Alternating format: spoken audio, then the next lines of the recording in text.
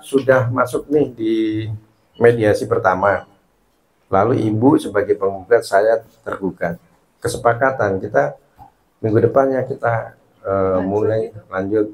Oh saya nggak bisa, saya mau bisanya minggu depannya lagi, boleh. Yang penting ya, yang penting 3 kali mediasi. Itu saya lupa, itu permanya nomor 1 tahun 2000 berapa, saya udah. Iya, nanti ditengahi oleh mediator, hakim mediator atau mediator non hakim, disiapkan sih. Ya. Apa perbedaan pendaftaran gugatan dengan permohonan gugatan? Pendaftaran gugatan dengan permohonan. Jadi perlu dipahami ya, Ibu ya, di dalam ketentuan perdata itu, yang namanya gugatan itu suatu permohonan yang mengandung sengketa. Ini pelajaran hukum perdata ya, kalau ada mahasiswa hukum.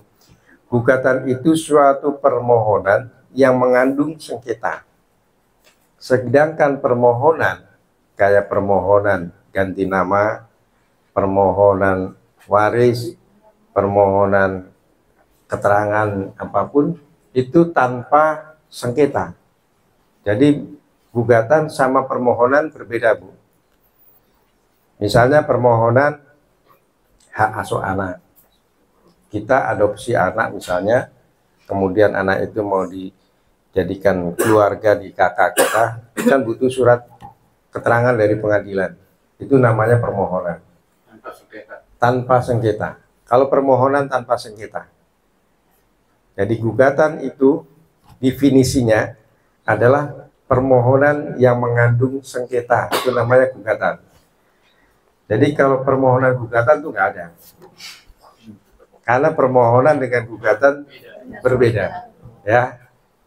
Nah, ini karena sudah ikut kelas jadi tahu.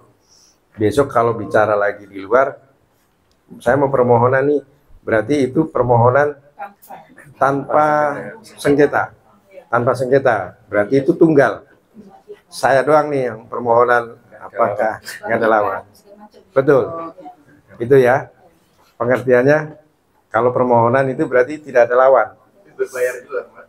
Sama, berbayar. Karena PNBP, Pak. Penerimaan negara bukan pajak. Ya. Kemudian kalau gugatan itu pasti ada sengketa. Jadi ada lawan.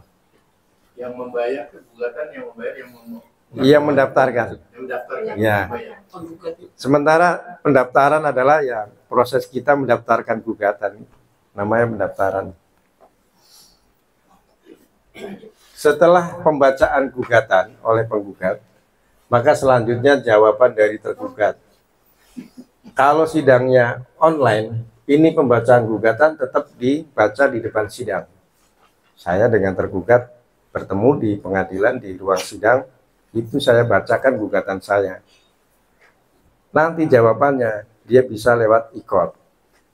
Nah, di dalam jawaban tergugat, misalnya si penggugat masih kurang puas dengan jawaban tergugat, dia jawab lagi jawaban dari tergugat ini, namanya replik.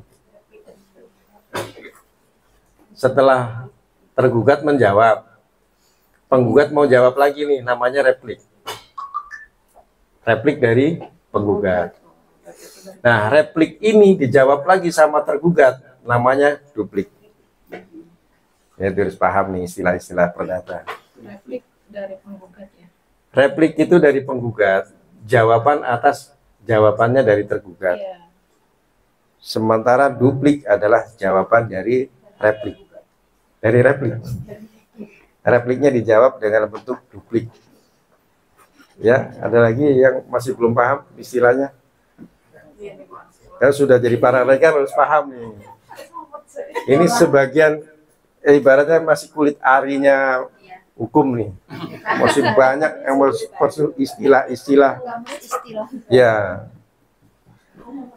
Kemudian setelah replik duplik, kemudian acaranya pembuktian. Biasanya yang diberi kesempatan pertama penggugat untuk menyerahkan alat bukti.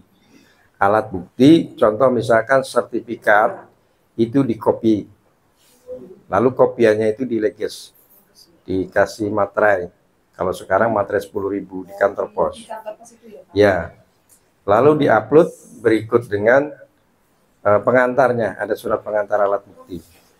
Nanti di selanjutnya pembuktian dari penggugat, agenda selanjutnya pembuktian dari tergugat. Tergugat melakukan hal yang sama, diupload juga alat bukti yang sudah dileges tadi. Bisa dipahami? Ada yang bingung? Surat pengantarnya ya mana? Kita bikin surat pengantar alat bukti penggugat, surat pengantar alat bukti tergugat, berisi 1 sertifikat SHM misalnya, nomor sekian, dengan kode kalau dari penggugat P1,